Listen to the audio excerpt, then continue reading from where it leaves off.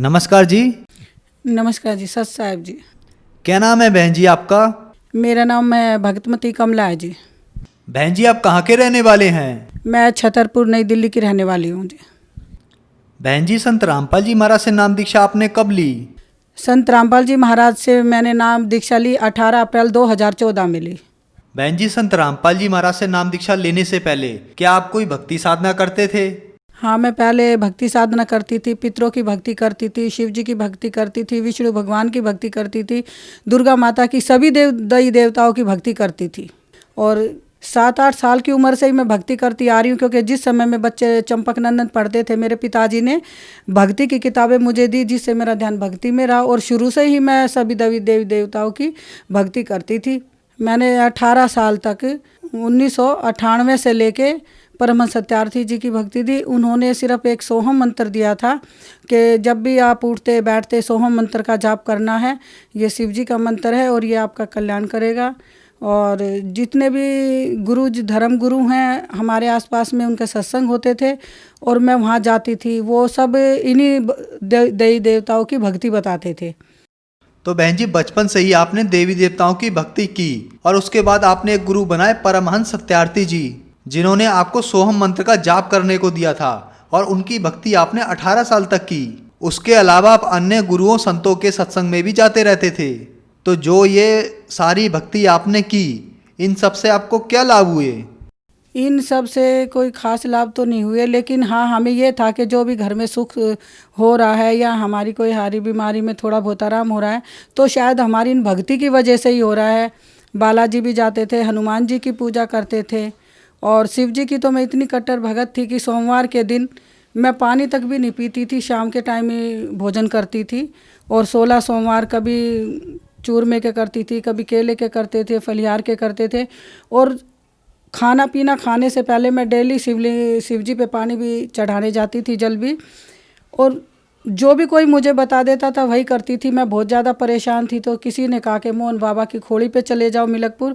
मैं वहाँ भी गई कई बार, उन्होंने कहा वहाँ परिक्रमा भी दे के आओ, वो भी मैं दे के आई। और जहाँ जहाँ भी जिसने जो भी बताया मैं हर जगह गई और जिस भी देवताओं की उन्होंने भक्ति बताई कि आप यहाँ चले जाओ। एक बार महुए के पेड़ पे यूपी में हुआ था कि वहाँ पे बीमारी ठीक हो जाती है, तो मैं बहुत ज़्यादा बीमार रहती थी। मैं शादी के बाद इतनी ज़्यादा बीमार रहती थी कि मेरे 17-18 ऑपरेशन हो चुके हैं और बवासीर के ही मेरे खाली 17-12 ऑपरेशन हो चुके हैं। और कम से कम 3 बार के तो ऐसे चांस है कि 3 बार तो मैं ऑपरेशन के दौरान मतलब बिल्कुल ख़त्म ही हो गई थी। डॉक्टर ने बाद में बताया कि आप क्या कर रहे थे, आप तो बिल्कुल ही मर ही चुके थे, दोबारा से ऑक्सीजन लगाने के बाद आपके सांस आए हैं वापस। एक बार सबसे पहले तो ये चांस मेरे साथ 7 साल की उम्र में हुआ। मेरे सर में रसोली थी, मेरा सफदरजंग में ऑपरेशन हुआ था और रसोली का ऑपरेशन मेरा सबसे पहला नंबर था। तो 75 बच्चों के ऑपरेशन हो चुके थे और जिसमें से 35 बच्चों की डेथ भी हो चुकी थी और मेरा पहला नंबर था। डॉक्टर और नर्स बोल रही थी बार बार मेरे घर वालों को कि ये मर चुकी है, इसको शव घर में डाल दे। मेरे पति भी बहुत साईं बाबा की और हनुमान जी की भक्ति करते थे। वो हर मंगलवार को हनुमान चालीसा पढ़ते थे, मंदिर जाते थे और साईं बाबा मंदिर में भी बहुत सेवा करते थे और छतरपुर मंदिर में भी नवरात्रों में और हर संडे के सेवा करते थे। पर सारी भक्ति करते हुए भी वो सन 2012 में इतने ज़्यादा बीमार हुए, उनको ऊपरी की परेशानी हो गई और वो सन 2014 में 9 मार्च 2014 में उनकी डेथ हो गई। हमने हर जगह जहाँ भी जिसने बताया, मुल्लों के पास में, मौलवियों के पास में, पंडितों के पास में, डॉक्टरों के पास में, एम्स में उनका 2 साल तक वो इलाज चला, लेकिन वहाँ पर भी वो ठीक नहीं हो पाए। जैसा भी जो कोई बताता था वैसे मैं करती जाती थी, लेकिन फिर भी कोई फ़ायदा नहीं हुआ और आखिर में 9 मार्च 2014 को उनकी डेथ हो गई। आपने बताया कि देवी देवताओं की आपने इतनी भक्ति साधना की, आपके पति ने हनुमान जी की भक्ति की, साईं बाबा की भक्ति की, आपने गुरु भी बना रखे थे, लेकिन इन भक्ति साधनाओं से आपको कोई लाभ नहीं हुआ, बल्कि हनुमान जी की, साईं बाबा की भक्ति करते करते और मंदिरों में सेवा करते करते आपके पति की 2014 में डेथ हो गई। तो फिर इतना सब होने के बाद संत रामपाल जी महाराज के बारे में जानकारी आपको कहाँ से मिली? संत रामपाल जी महाराज की जानकारी मुझे मिली, मेरी एक सहेली है रजनी, वो भी इन चीज़ों से बहुत परेशान थी, तो उसने मेरे से 1 साल पहले ही नाम लिया। जैसे ही मेरे पति की मौत के बारे में उन्हें पता चला, तो उनको 12 दिन हुए थे डेथ हुए, तो वो मेरे से मिलने आई और आंखों में आंसू आ गए और बोली, मेरे को तो बहन पता ही नहीं था कि भाई साहब इतने ज़्यादा बीमार हैं, नहीं तो इतने अच्छे संत हैं जिनकी शरण में मैं हूँ और वो तो उनको मरने ही नहीं देते। मैंने कहा ऐसे कौन से संत, आपने मुझे बताया क्यों नहीं बहन, कम से कम एक बार तो मिलने की कोशिश करती। तो मैं अपनी सहेली के सामने रो रही थी, मैं बोल रही थी मैं अपने पति के बिना जिंदा नहीं रह पाऊंगी, मेरे बच्चे भी जिंदा नहीं रह पाएंगे। जब मेरे पति को ऊपरी इन प्रेत बाधाओं ने जिंदा नहीं रहने दिया तो मैं कैसे जिंदा रहूंगी। तो उन्होंने मुझे आश्वासन दिया कि बहन ऐसा मत सोच, अब आपको कुछ भी नहीं होगा, ना आपके बच्चों को होगा। मेरे पास एक ऐसी किताब है जिसको पढ़ोगी तो आपको भी विश्वास हो जाएगा। मैंने कहा वो कौन सी किताब है? वो उस किताब का नाम था ज्ञान गंगा। उन्होंने तब तो उसका नाम नहीं बताया, वो बोली मैं जल्दी ही आपको दूंगी। मैंने 1 हफ्ते तक उनका इंतज़ार किया, तो उनके घर में शादी थी उनके बेटे की, वो नहीं आ पाई। तो मैंने उनको फ़ोन किया कि रजनी बहन, या तो आप मुझे बताती नहीं, अगर आपने मुझे बताया है तो मुझे तो अभी अभी वो किताब चाहिए जिसके बारे में आपने बताया है।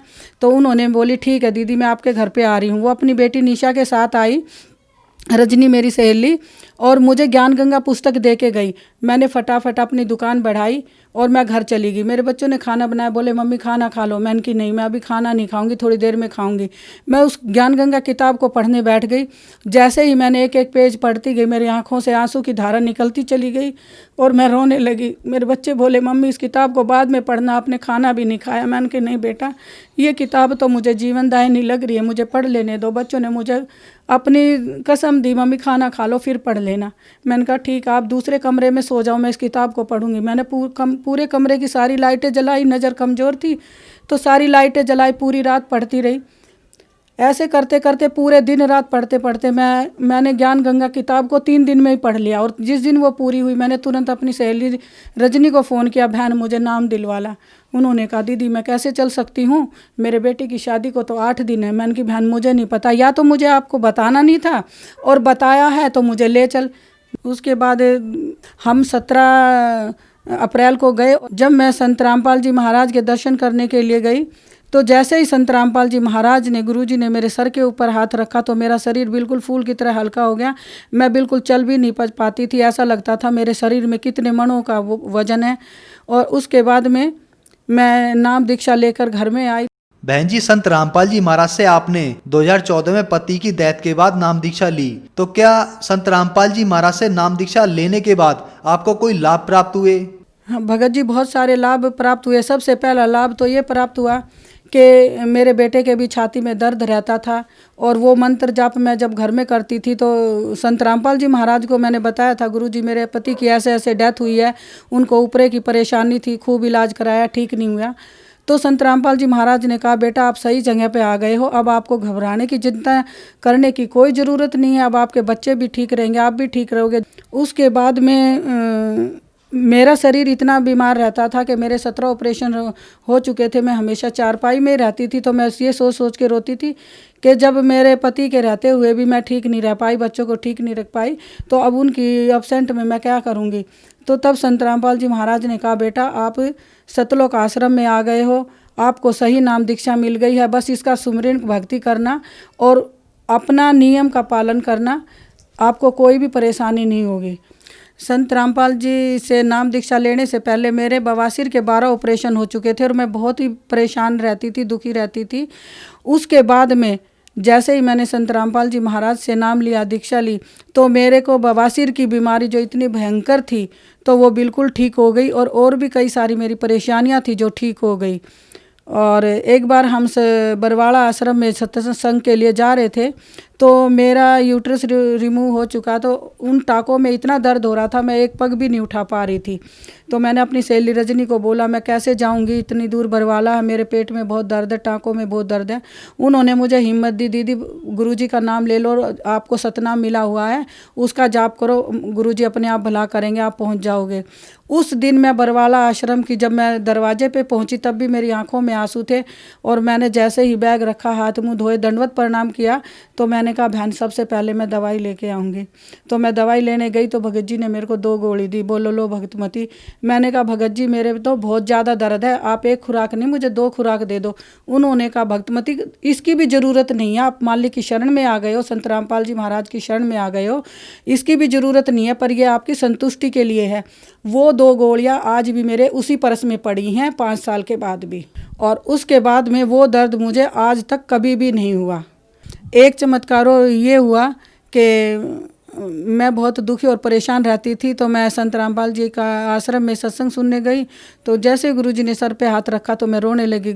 संत रामपाल जी महाराज बोले बेटा क्यों रोई? मैंने कहा गुरुजी मेरा तो उस घर में मन ही नहीं लगता। तो बोले बेटा या तो किराए का मकान ले लो, नहीं तो आपका कोई प्लॉट पड़ा तो उसमें बना लो। मैंने बताया कि गुरुजी पैसे तो है नहीं, मैं बनाऊं कहाँ से, मैं विधवा औरत कहाँ से बनाऊंगी। बोले बेटा चिंता मत करो, आपका पति सरकारी नौकरी करता था। मैंने कहा हाँ गुरुजी। बोले पैसा आ गया होगा। मैंने कहा गुरुजी अभी तो कुछ भी नहीं आया, 1 रुपया भी। बोले बेटा चिंता मत करो जल्दी आ जाएगा। तो गुरुजी का सत्संग सुन के घर पे आए तो सुबह मुझे सपना आया। सपने में संत रामपाल जी महाराज आए और बोले बेटा कमला आपके खाते में ना 4 लाख रुपए आ गए हैं। मैंने कहा ठीक है गुरुजी। तो संत रामपाल जी महाराज ने जैसे मुझे बताया, मैं सुबह उठ के बैंक गई तो देखा तो कॉपी में एंट्री कराई तो 4 लाख रुपए आए हुए थे। मैंने भक्तमती रजनी से कहा कि चलो हम आश्रम में चलते हैं सत्संग सुनने के लिए, हर 15 दिन में सत्संग होता था। बोली दीदी अभी तो सुन के आए हैं। मैंने कहा मेरा मन घर में नहीं लग रहा, आप सत्संग सुनने चलो। तो फिर चले तो संत रामपाल जी महाराज बोले बेटा आपने मकान का काम शुरू कर दिया। मैंने कहा गुरुजी अभी तो पैसे ही 4 लाख आए। बोले बेटा पैसा नहीं रुकेगा, आप काम शुरू करो। और कुछ दिन बाद में ही फिर संत रामपाल जी महाराज मेरे सपने में आए और बोले बेटा कमला आपके खाते में 5 लाख रुपए और आ गए, अब अपने मकान का काम शुरू कर दो, और जब आप कहोगे ना कि बस मुझे इतना ही चाहिए तो उतना ही बनेगा। मैंने कहा परमात्मा मुझे ज़्यादा नहीं चाहिए, बस मुझे सर पे छत चाहिए और ज़्यादा इससे कुछ नहीं चाहिए। बोले ठीक है बेटा जितना तुम चाहोगे उतना ही हो जाएगा। और जब मैं बैंक में गई तो 5 लाख और आए हुए। तो फिर मैंने अपने घर वालों को, बेटों को, बच्चों को इकट्ठा किया, बेटा अब काम शुरू करो, 9 लाख आ गए हैं और भी आते रहेंगे, परमात्मा ने आश्वासन दिया है संत रामपाल जी महाराज ने, इसके हमारा काम नहीं रुकेगा। और इसके बाद में एक चमत्कार ये हुआ कि जब मेरा मकान बन रहा था तो सारा सामान तो बिजली की फिटिंग का मेरा बेटा चांदनी चौक से ले आया था, पर जो थोड़ा बहुत कम रह गया था वो मेहरौली में लेने गया था। तो वहाँ पे कोई भी कन्वेंस नहीं आया इधर से या उधर से। मेरा बेटा जैसे ही सामान लेके बाइक पे बैग टांग के पीछे बैठा तो उसने बताया कि मम्मी ऐसा लगा किसी ने मेरी बाइक को उठा के फेंक दिया। इधर उधर से दुकानदार आए और मेरे बेटे को उठाया, उसकी पैंट फटी हुई थी, घुटना छिला हुआ था। तो उसने आके बताया मम्मी मेरे साथ ऐसा हुआ। मैंने कहा बेटा थोड़ी बहुत खरोच आ गई है, पर संत रामपाल जी महाराज का आशीर्वाद हमारे सर के ऊपर है तो आपका बाल भी बाका नहीं हो सकता।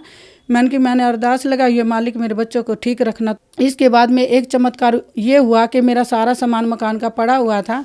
तो मेरा देवर बोलने लगे कि भाभी इतना सामान पड़ा हुआ, पीछे से कोई सामान उठा ले जाएगा और फिर पैसे कहाँ से लाओगे इतने, तो इसको बेटे को यहाँ सुला दो रखवाली के लिए। मैंने कहा नहीं, सामान चला जाएगा तो कोई बात नहीं, बेटे को कुछ हो जाएगा तो मैं कहाँ से लाऊंगी, पापा तो रहे नहीं, इसके एक ही बेटा है, 3 बहनों का एक ही भाई है।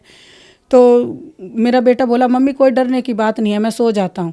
रात को मेरा बेटा सोया हुआ था तो 3 चोर चोरी करने आए, तो मेरे बेटे ने आंखें बंद करके चुपचाप लेटा रहा। तो वो चोर चोरी करके इधर उधर ताक झाके छोटा मोटा सामान लेके चले गए। फिर काफ़ी देर बाद मेरे बेटे को जैसे ही आँख लगी तो उसने एक 20 फुट लंबे जिन को अपने सिरहाने खड़े पाया। तो मेरा बेटा एकदम से डर गया और जैसे उसको आंखें खोल के उसने देखा तो उसके तो ज़मीन पे तो पैर लगे थे और आसमान में सर लगा था। और वो मेरे बेटे से बोला लेके तो मैं तुझे पहले जाता, पर मैं तुझे आज लेने आया हूँ।